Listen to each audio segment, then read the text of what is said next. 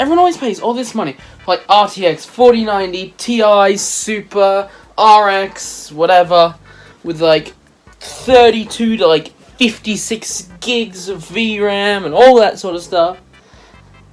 But what if you're on a budget? Trust me, I've been there, still kind of am. Is there a point in a budget where you're just way too far down for things like gaming? Or can pretty much any card run anything and you don't actually need that powerful of a GPU? I've gathered up some budget cards, with the top being a GeForce RTX 2060 that I got for $230 AUD. All the way down, different budgets, to a card that I got for about $2. At what point is it too cheap to be an effective card? At what point have you spent enough that you're not even noticing much of a difference? That's what I'm going to be figuring out today. We'll start at the highest and make our way down the cards and test them all out with things like gaming. And if you enjoyed this video, please make sure to like and subscribe, as I'm a small tech creator and it would really help out a ton. But let's get into the first card, the RTX 2060. I do want to clarify one thing. As we're testing things like budget cards, for most games, I've capped it to 60 FPS, as the average budget gamer in modern day probably doesn't have more than a 60 Hz monitor. Portal 2 is the exemption from that, though all the settings and stuff are the same, though once again, because I'm showing a budget setup, they're not maxed out. They're pretty average settings. They're not low, but they're not high either. Just clarifying this all for you. In reality, the RTX 2060 could soar above the GTX 970. But for the sake of a budget setup, it might be more worth this 970 is what I'm trying to show off. We've got the RTX 2060 out. We're using the Eno 3D one. It's got 6 gigs of VRAM, as most RTX 2060s do. One thing that is not noted often with budget cards is the requirements around it to actually run it. This is running one 8-pin connector, which the power supply on this is plenty. It's a 750 watt. But some more budget machines may only have a 6, if that. Let's chuck it on the test bench. Let's get a 3D Mark Time Spy score to compare against the others. That's one thing about some of these higher end cards. They'll actually be quieter because the fans only go when they need to. Sure, some of the cheaper cards only have small fans anyway. A small fan's still louder than a not going fan. Then on Time Spy, our graphics score is 7,185. That is not bad. Let's try a few games. On the RTX 2060, we've got a game like Portal 2, which is admittedly a pretty old and basic game, running at about 230, 240 frames FPS as an average, and that's only like 40 at most GPU utilization. It is kicking it easy, and it is nailing it. I suck at this game. Next up, Minecraft, which admittedly is a far more CPU-intensive game, and I don't have something like shaders on, but the CPU is the one bottlenecking it at like 53 average. The GPU is on like 24% utilization. It is cruising right now. And here we've got Fortnite running pretty well. It's running at a pretty clean FPS of 60. The utilization is only at like 60%. It is still fine. Everything's running fine. Everything looks great. And a game like Assassin's Creed Unity is running 60 FPS with, once again, 60% utilization and is popping off. This is more than adequate for gaming. One thing to note that this card has, that none of the other cards we'll be showing off today has, is ray tracing. This is an example of ray tracing from Minecraft, and it makes everything look so organic and beautiful. So that's the RTX 2060. But what about something that I got for $175? The GTX 1660 Super.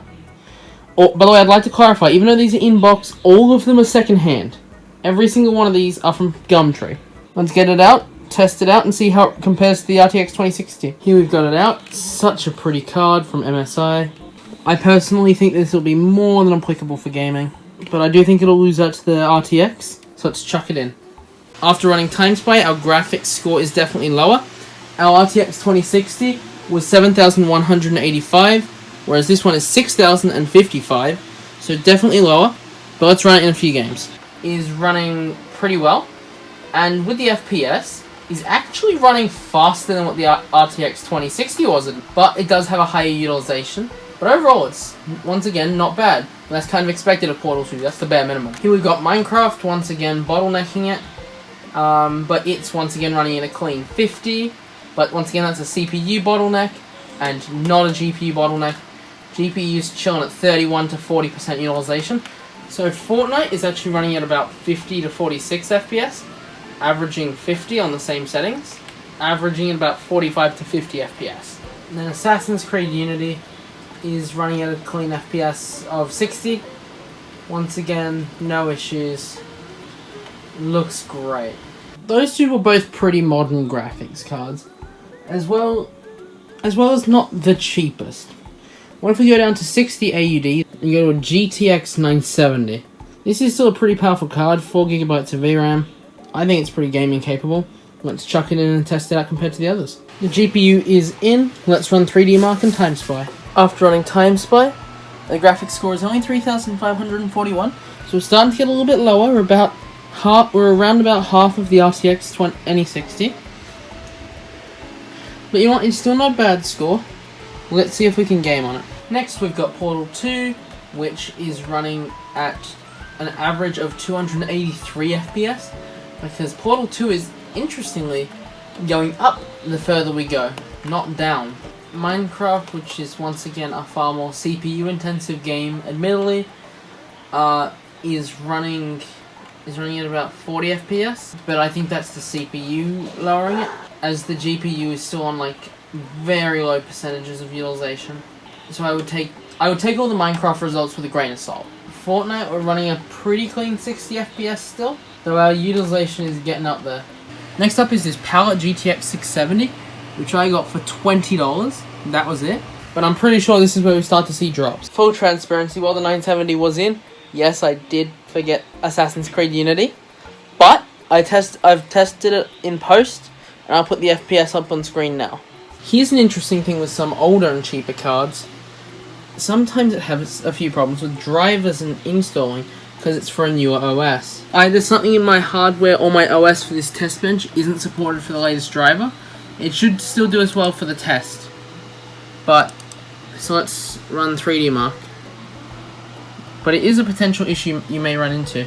It is still DirectX 12 though, so let's run Time Spy.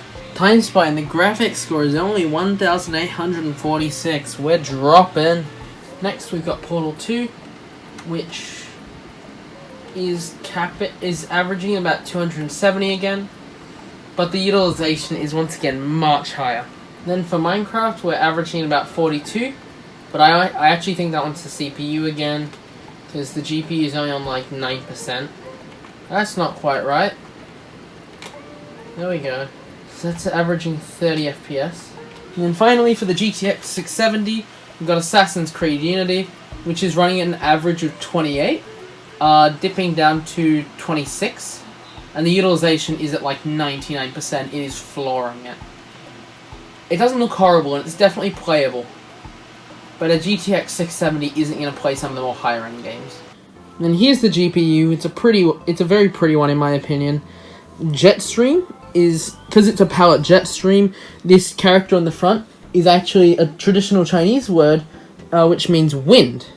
EVGA 9500 GT. This thing old. It doesn't even have HDMI. 1GB card, DDR2, and here we've got our first issue. This card isn't strong enough for Time Spy. I've got to do CloudGate. So for the sake of the scoring, I'm going to put it down as a 0, because I've been running everything else on Time Spy, and it can't run it.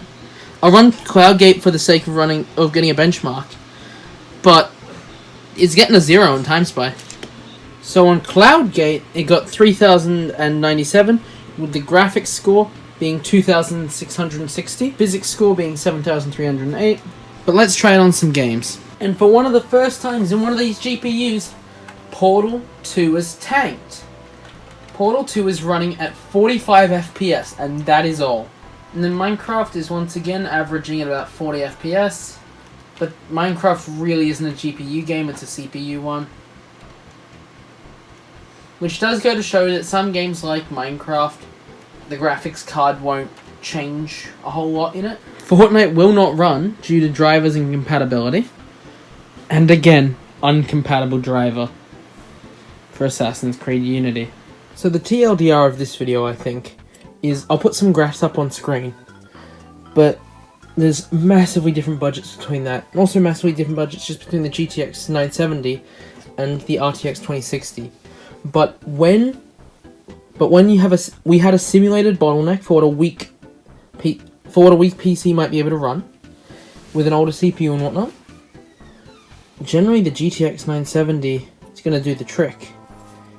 But then, of course, if you want to upgrade, there's an RTX 2060. So it really depends what you want to do in the future. It's a different use case for everyone. Sure, this one's more expensive, and on a budget build, it might not do as much. But it's got a further upgrade path if you plan to upgrade. Whereas if you just want to run basic games, the GTX 970 is the way to go. Or if you pretty much just need a visual output, maybe even the $2 card. Everyone's got a different use case. But either way, if you enjoyed this video, please make sure to like and subscribe, as I'm a small content creator and it'll help out a ton. Comment down below, out of the 5 cards, which one you would pick for your system. Assuming you've got a budget system. If you don't have a budget system, you're probably going a bit higher than anything on this video. And I hope to see you in another video. Bye bye.